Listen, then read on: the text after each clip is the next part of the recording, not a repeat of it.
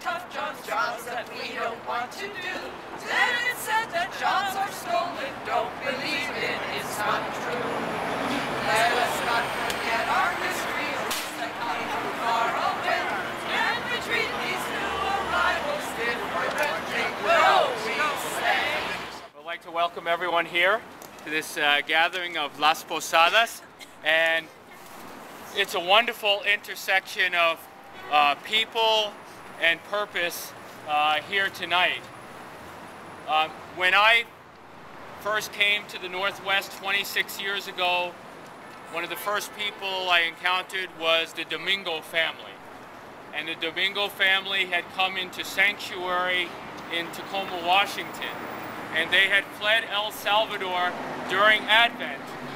A young couple fleeing the violence and repression in El Salvador, partly funded by the U.S. government, and coming with Maria pregnant with their child. And so the experience of Las Posadas, of seeking sanctuary, seeking shelter in the face of having nowhere else to go, became real for me in a way that it had not before. And so it continues. People fleeing the violence of poverty, partly perpetrated by the measures of globalization toward the southern hemisphere by the powers that be in the north. People seeking sanctuary, but often having no place to go. And so we're here at the Federal Building, where we hope to seek a measure of justice, to have the meeting of the stories of the people we hear of struggle with the story of hope and justice of human rights. Today is the 60th anniversary of the Universal Declaration of Human Rights, and how appropriate it is that we gather today to seek that hope and justice meet, that our immigrant communities have a measure of a future to sustain their families and not to be thrown out of work because of how hard they work and how much they contribute to our economy, to have a measure of due process so that they'll be able to sustain their families and to be joined together with their families, and that meet with their values of democracy and freedom and family values that's so often proclaimed nationally but so little lived out at various times. And so we're here today to help make the call that hope and justice can meet together, and that the stories of our traditions can be joined with the story of human rights, so that our hopes and dreams and the dreams of the immigrant communities who are leading the way can become a reality.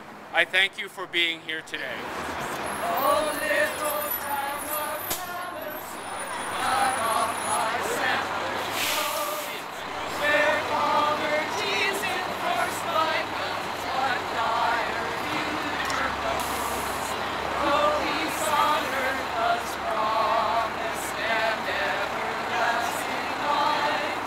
The hopes and fears of all the years are met in me tonight. My name is Roberta Ray, and I am representing University Unitarian Church today in this gathering, and I'm asking for everyone's participation in the Interfaith Immigration Coalition's postcard campaign to Congress during this holiday season, to especially lift up the need to strengthen and protect our family immigration system, and to advocate strongly for comprehensive immigration reform. I have postcards. I have lots of them. We would like you to take 3 postcards, put your name and address on them, and the senators' names, and if you know your representative, that name, and give them back to me, and we will send them all together with the Interfaith Immigration Coalition's collection of 10,000 postcards. I have pens. If for some reason you walk away with a postcard, and you say, I don't know how to get this to anybody, you can bring them to us at University Unitarian Church, and we will send them all by January 4th. So I think I'm just going to pass them around the circle and take 3, and I have more. Please participate, and thank you very much. Thank you. We request lodging because my wife cannot walk. Mi esposa no puede andar. This is not an inn. Move on. Don't be cruel. Give us the charity that God will give to you. You can go now. Don't bother us. I will get very upset and beat you up. We come tired from Nazareth. I am a carpenter. Soy carpintero.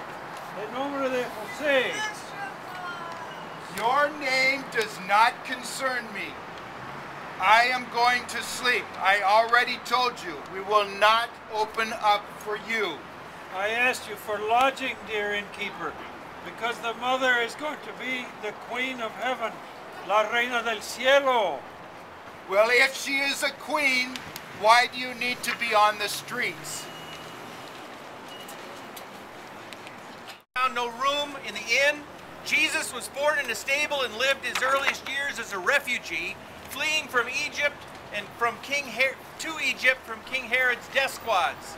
As we gather tonight for these exchanges, we're clear that the story of the first Christians 2,000 years ago is repeated in the real-life story of immigrants and refugees today.